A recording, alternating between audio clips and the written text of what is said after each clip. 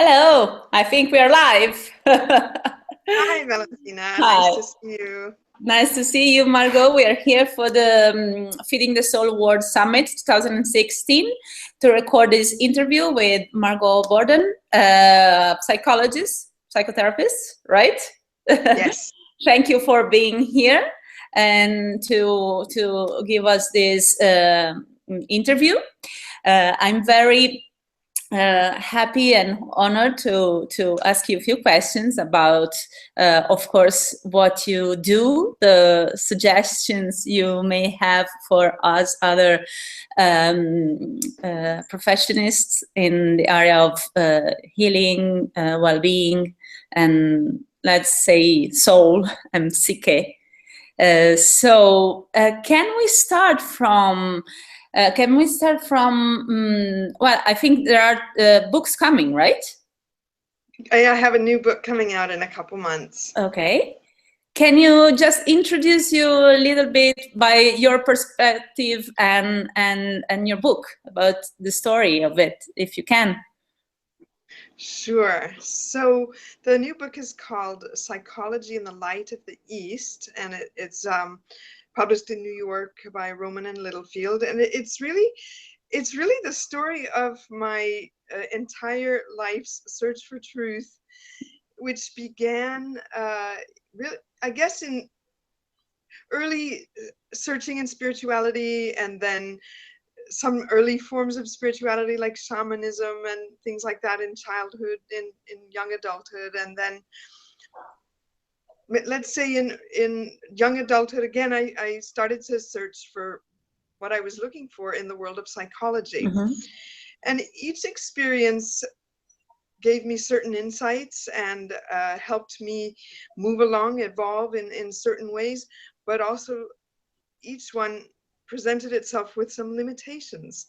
And I felt like, okay, I'm growing, and then all of a sudden I'm like, okay, there's got to be more. There's something missing.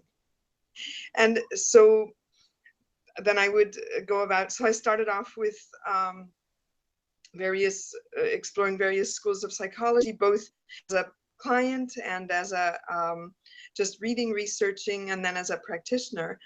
And humanistic was my first school, and it was absolutely wonderful because I feel like it, rather than studying human psychopathology and abnormal things, phenomena, that it studies the scope of human possibilities.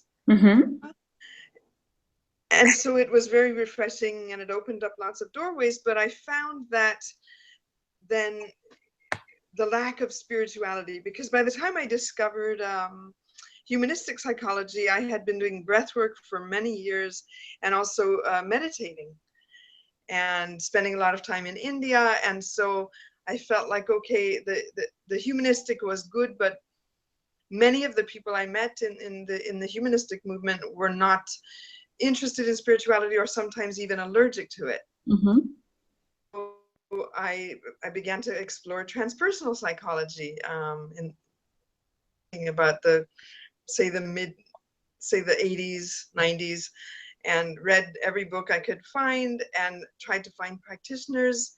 And as we know, these days it's becoming easier and easier to find people with a transpersonal orientation. But I still felt like I wanted something that would address the whole of who I am, and not just the extraordinary, and not just the human. And that's when I discovered the School of Integral Psychology in India at the Sri Aurobindo Ashram in 2002. So that's the sort of evolution. And so integral gave me, it responded to everything that I could intellectually conceive of, but also spiritually aspire toward. So it was very, very exciting, and it just keeps giving me growing room. You can't find the limitations in it. And so then I discovered Wilber, who gives more intellectual structure and appeals more to the Western mindset. So I kind of refer to both models in my work. So how you can you can express in few words this the focus of what you discover in the integral world, let's say, like what is this big breakthrough you went through? So I think that we're in each perspective I explored up until integral, it gave a facet Mm-hmm. or a few facets. And those facets are somewhat limited insofar as we're exploring through the intellect, through experience, but there's not a big picture. All the bits together, as Wilbur says, the entire spectrum of human consciousness and experience and potential. So that's the one way. And then, unlike some of the earlier schools, you know, we're talking about more like psychoanalysis, behaviorism, cognitive behaviorism. It also sees the soul as the center of our being rather than the ego. So that already is much more digestible to people like us. Yes. We're not happy putting the soul at the center. That just feels confining and not wholesome, not healthy. And I don't believe that putting the soul at the center leads to sustainable behavior or being with ourselves, with others, with ecology, with society. So putting the soul at the center changes the whole way of being with ourselves, with others, and with the planet. This has something to do with your vision, like your meaning of psychology, like your perspective of the word psychology, right? Can I say that? Yeah. So it's inherently soul-centered and driven not just by technique and by theory, but by our own inner development. That is key importance to practicing any type of holistic or multidimensional approach to psychology, is our own soul development and our own personal development. That right. And I'm reading my notes here, and reading few things about you. Like I wanted to also ask you about the role that psychopharmacology play in psychology and personal growth. Okay, yeah, that's an interesting question and a challenging question because it's very controversial. Yes, and this is why I asked. Yeah, so I've been practicing for 30 years, and I do work. I do always, wherever I am in the world, have a psychiatrist who I work alongside just in case. And I know that while I agree that psychopharmacology has a role as a last resort, that when the client is not walking on stable ground and cannot, you know, get themselves onto stable enough ground to be able to do the groundwork, you know, that sometimes the medicine can be helpful. I do, however, have a strong difficulty with some of the power-based reasoning and the sort of biased scientific proof behind the psychopharmacology. For example, we can look at many other factors that lead to depression and that can help cure depression that have nothing to do with antidepressants. So if we read like Dr. Brant Courtwright's book on neurogenesis, we see that actual antidepressants are it's not actually scientifically proven, and that diet, you know, having a balanced life, exercise can also, you know, and there's dietary supplements, can actually be better and more sustainable. So this one of the is how things integral comes again into the equation, right? And breath work as well, right? Yeah. So I'll just answer one of the things we miss out on when we simply take a pill to get rid of our symptoms is we miss out on the possibility to make meaning and to grow from our experience. Okay, which I believe that the evolution from ego to soul consciousness is our very purpose of being here on this planet. Yes, yes. So then I'll come to your question about breath work, which yes, was please. my first, it was my first introduction to personal development. I did my training in 85, 86 in Paris and in breathwork, and it was just fabulous, opening up so many new doors. Not so much, not even, not just for our psychological development, but for spiritual, starting to delve into spiritual discovery. That was very, very interesting and very important. And then after a while, I started to feel a sense of limitation, that the breath work in itself was a powerful tool, but that it needed a more grounded and a more structured and more responsible approach than what I initially was trained in. So I started to train, and that's when I went and did my master's. But right. The breath is a powerful technique for clearing and clearing our consciousness and helping us discover our soul. Right. Well, you're speaking with an actress, so yes, it's the base of everything. Every discovery passed through breathing and the breath work as well. So yes, I couldn't agree more. Yeah. And there is something else about another book. I'm jumping from topic to topic, but I think that everything is connected. Okay, I'm happy to jump with you. Yeah. So about spirituality and business, right? Yeah. Exploring possibilities for a new management paradigm. This is another thing, like the acting techniques of breath. It's another thing that it's close to my heart, and so I would like to listen to your perspective. Yeah. So just as in the new book, I apply really an integral model of consciousness to psychology. The first book is by and large applying the integral model of consciousness to business, and out with me doing a research project for Johnson & Johnson, where instead of using the ego-based model, the depth psychology model of consciousness to market research, I used Sri Aurobindo's model.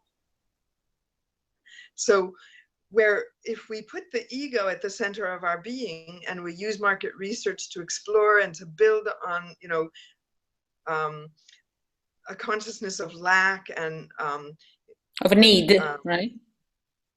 Those lower needs, what happens is we can see it everywhere around us in society, that we feed the ego. And of course, the ego can never lead us to fulfillment, to congruence, and to our soul's calling, to our black hole. Yeah, yeah. And so I after that project, it was an amazing opportunity to really look at motherhood in terms of how can we and address the soul needs of the mother, so that we feed the highest common denominator and not just some, you know, lowest common denominator that marketing typically drives us to. So that led to me starting to do international speaking and writing, and that led to the first book. So we take several different wisdom traditions, for example, Buddhism and Socratic dialogue, and we apply it to business. And so we have sort of some explorations and then some approaches, actual, you know, how it could be applied. And then we do some case studies. So there's 3 parts to the book, and it's a joint project. Yeah. Great. Yeah. Very interesting. So let me see what else I can ask. Well, if you have something that I'm not asking right now, but you want to add, please feel free. And in the meantime, I check my notes. Please.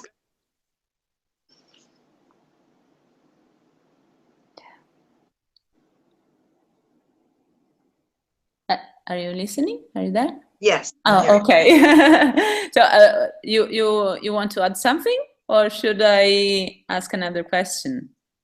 Go ahead and ask if you like. Yeah. Okay. I would ask, yeah, well, how to adapt the integral model to the psychology-based experience, like how you think it can adapt and melt. Okay, so how to help practitioners become more integral in their approach?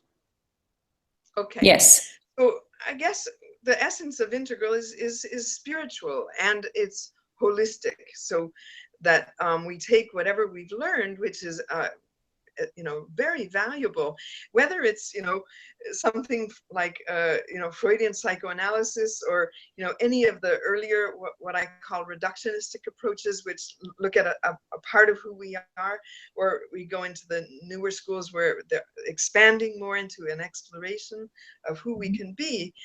Every single approach and school has its place in an integral approach to psychology. And so my tool basket has maybe 15 different approaches that I practice regularly, maybe 30 that I've trained in, and someone else's will be different. So there's no right school, but there's the way we apply each school. If I apply it as my way is the only way, and this you have to, I try one approach that I try to apply to everybody. That's not going to be integral, because we're not meeting the person in their world, and we're not leading them to expansion. So it's really about an integral state of consciousness and an integral understanding that allows us to take whatever we've learned in our psychology training, our research, our own personal development, in order to be fully present and create something that is an approach that's spacious and supportive and expansive. So you have a strong relation with yoga as well, right? Yeah. So okay. So I discovered yoga when I was a child. I was very lucky. I grew up in California, and so I don't know if it was just that I was lucky with my teacher, or that in those days yoga was still connected to its original source. It wasn't just doing gym. And so it really gave me, from the age of 12, a sense of exploration of my own energy, the circulation of my energy, the connection to what's within us. So it was a very inner focused approach.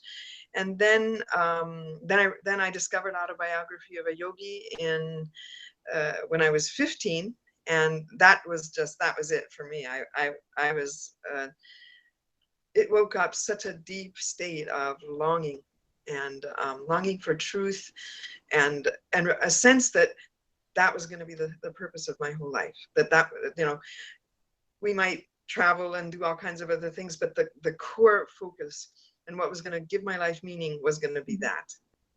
Right. And so then I was lucky enough in 1988 to take initiation into Kriya Yoga, which is essentially, it's a meditation, it's an inner yoga.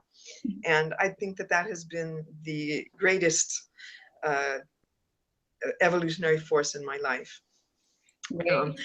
Speaking of evolutionary, there is another term that I would like to discuss with you and to see your perspective about that is transformation, the word transformation and its meaning, and yes, the interpretation of this word and this concept. Yeah. So the way I use the word is that, for example, change is we can make changes. Do things change the way we think, but transformation for me implies that I'm transforming the very foundations of my psyche, so that rather than being ego-centered, it becomes soul-centered. And it's obviously something more that we aspire to and few of us achieve, but it just provides a different roadmap. So transformation, again, it just means like walking on different ground. So it's our inner work And it's not, and then that inner transformation that we all go through progressively throughout our lives, then is going to influence every thought, word, and action from us. So it's so outer is inner, and it's at a consciousness level. Okay, so yes, you introduced another concept like consciousness, right? And transformation of consciousness and the consciousness work. And yes, so how can we, what can you suggest on this level to us? So, in other words, how do we go about this change of consciousness? Well, I think so. On a psychological level, I think psychology and spirituality are one continuous spectrum. They're not separate activities. I think most of us know that these days. And so, first we have to address. We can't just jump straight into spirituality and ignore the psychology, because we may be feeding an ego, and that we haven't, a need for validation, or we might develop a spiritual ego. There are too many dangers and subtle ways in which we can delude ourselves if we just jump into, let's say, a very transcendent approach to spirituality. So we can alienate ourselves, right? Yeah. And so that's why psychology then comes in, and each one of us will address psychology both as clients and as practitioners in the way that we conceive of it. But that it's a path that leads to our integration of our wounds, our ego, learning how to keep our ego in check. Some people say, especially you meet people saying, I have no ego, or we have to get rid of the ego. Well, I disagree with that. What we do is we integrate the ego, we heal the ego, any of those places that are rigid and holding us or dominating us, and we allow the soul to come out to the forefront. So, but we need an ego when we go out into the world. But that ego should not be dominant. Yes. It should be fluid, it should be spacious, and it should leave room for us to evolve infinitely. There should be no stuck places in an ideal ego. So I would like to close the circle of this interview, asking you the various tools you use in your practice and how they contribute to the healing and development. Oh, the tools that I use? Yes. Okay. So work, which is my all-time favorite tool. I do some Gestalt dialoguing with, visualizing someone with whom we have incomplete business, or also dialoguing inwardly toward the places in ourselves that haven't been complete. So places we may not have learned to love or accept or address. I don't have the list here of all the techniques I use. There's a lot, but then I just finished last week. I was in New York, and I trained with Brian Weiss in past life regression therapy, and it was one of the most magical and fabulous experiences of my life. So I'll be integrating that. Mindfulness. I like to use an approach. So let's say the two main techniques I've used to date are the breath work, which is, for purifying and transforming and healing all of the wounds, and then opening us up to ourselves. So the great yogis of India say that the breath is the royal road from ego to soul. And it just says everything. And you work a lot on Skype, right? Yeah. So I a few years back, I transitioned I had a full-time practice in Paris, and I transitioned to working with Skype, and it's given me a lot of freedom. It's changed the way I work. I don't do so much breath work. I do more of a mindful inner exploration.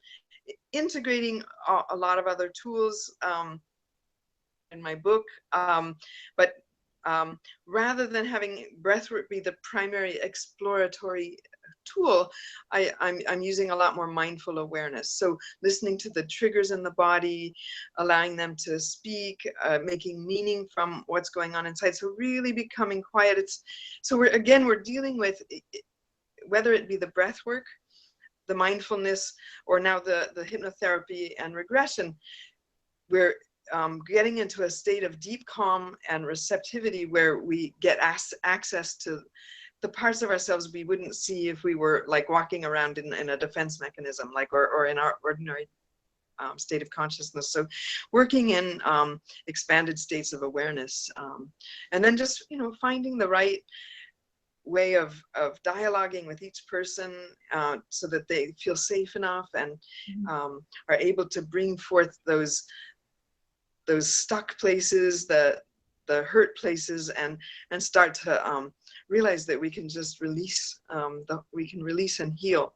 So again, and as we do that, the soul starts to be able to come forth with greater and greater strength. Yeah. So Skype has been wonderful. It allowed me to move to India.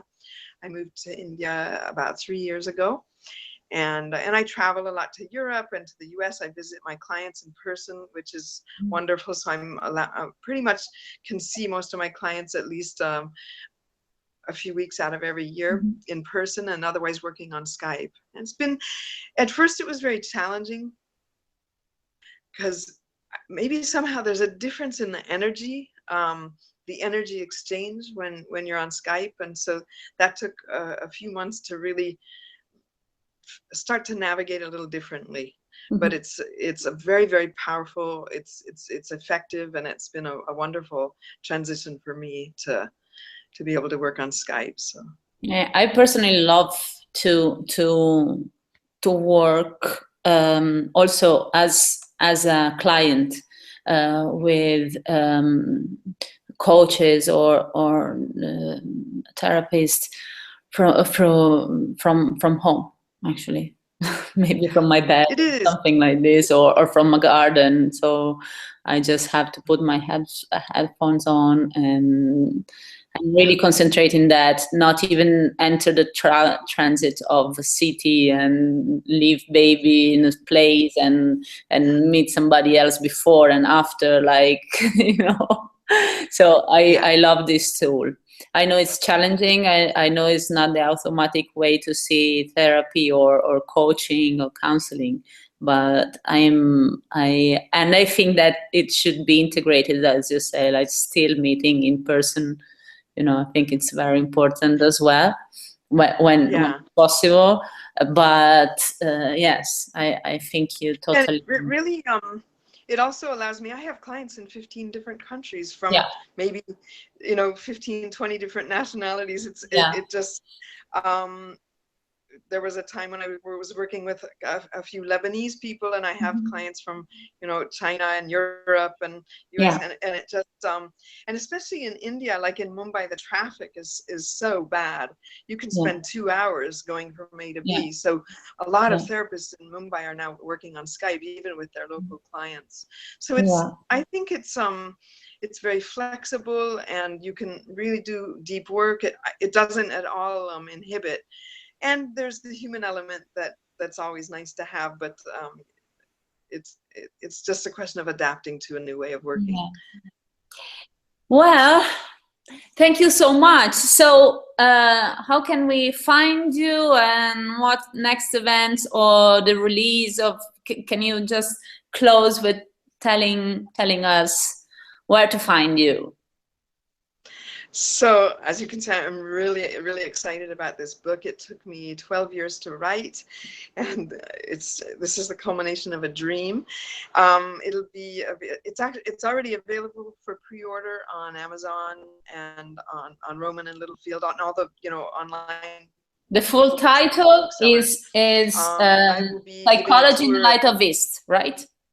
yeah, Psychology in the Light of the East. And so it's also on my website if you want to be Yes. kept up to date about upcoming tours, or also I let people know where I am physically so they can book appointments in person. MargotBorden.com.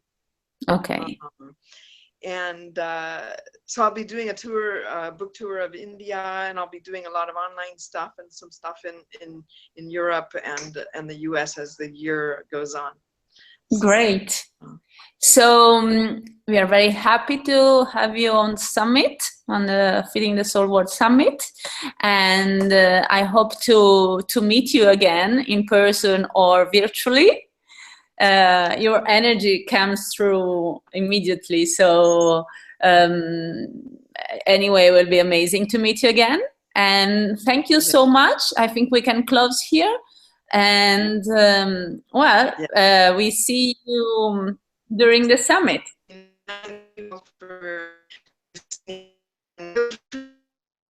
Hello? Hello? I think we lost you just in the last few seconds. I will see you. I'll be in at upcoming conferences. So. Okay, great. Yeah. Okay, it's so been a real pleasure. Yeah. Thank you so much, Margot Borden, for Feeding the Soul World Summit 2016. Thank you so much. Goodbye. Thank you very much. Bye. Bye.